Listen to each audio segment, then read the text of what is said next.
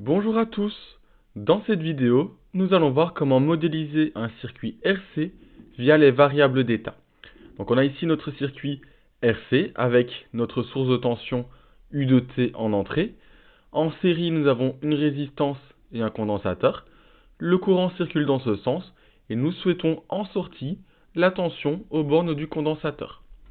Donc on va tout d'abord exprimer l'équation différentielle de notre système en fonction de notre tension de sortie, donc UC de T. Donc on va reprendre notre maille ici, on aura U de T qui est égal à UR plus UC. On sait que la tension dans une résistance c'est R fois I et le courant dans un condensateur c'est C fois la dérivée de la tension sur le temps. Donc ce qu'on va faire, c'est que comme on veut exprimer ici notre maille en fonction de la tension de sortie, donc UC, on va remplacer UR par R fois I, donc U de T est égal à R fois I plus UC, et puis après, on remplace le courant ici dans l'équation, donc on aura U de T qui est égal à R fois C fois dérivée de la tension de sortie, donc DUC sur DT, plus UC, notre tension de sortie.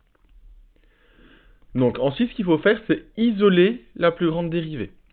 Donc on aura la dérivée de UC qui est égale à moins 1 sur RC fois UC plus 1 sur RC fois U de T. Et donc à partir de l'équation là, on peut écrire notre système sous les variables d'état. Donc on va avoir X qui est égal à UC, donc c'est bien une variable qui va changer au cours du temps. Et notre sortie, ce sera également UC, donc la tension bande du condensateur. Donc si on reprend l'équation ici, la dérivée de X, autrement dit la dérivée de UC, c'est égal à moins 1 sur RC fois UC. Donc moins 1 sur RC fois X de T, parce que X de T c'est UC, plus 1 sur RC fois l'entrée. Donc là on aura 1 sur RC fois l'entrée. Ensuite notre sortie, Y de T, on a dit que c'était égal à UC. Autrement dit, Y de T c'est une fois X de T, la variable d'état, plus 0 fois l'entrée.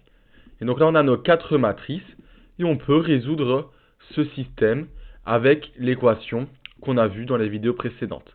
Donc la fonction de transfert, ça sera la matrice C, donc celle-là, fois S de IN moins A exposant moins 1, fois B, donc celle-ci, plus D, celle-là.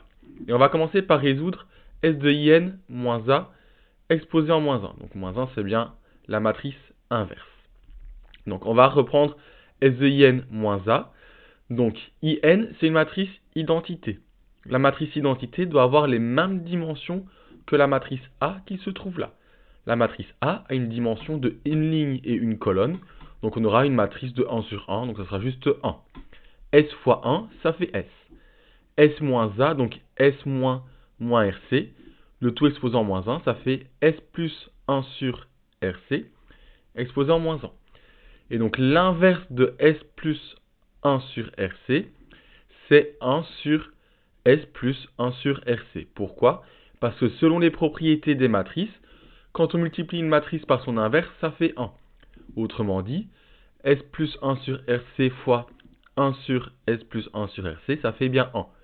Donc S de IN moins A exposant moins 1, c'est bien ce qu'on a là, donc 1 sur S plus 1 sur RC. Ensuite, on peut faire le calcul là au-dessus, donc résoudre l'équation. Donc on va avoir la matrice C, donc 1, fois S de IN moins A exposant moins 1, donc fois ceci, donc 1 sur S plus 1 sur RC, fois B, donc fois 1 sur RC, plus D plus 0 qu'on n'est pas obligé de mettre. Et donc si on multiplie tout ça, on aura au final 1 sur RCS plus 1. On peut voir ici que l'ordre de notre fonction de transfert c'est 1, parce que le degré le plus élevé des termes en S au niveau du dénominateur c'est 1. Donc on a S exposé en 1. Et donc la forme canonique d'un système d'ordre 1 c'est K sur 1 plus taux S. Et donc par identification, K vaut 1, donc c'est le gain, et taux vaut RC, c'est la constante de temps.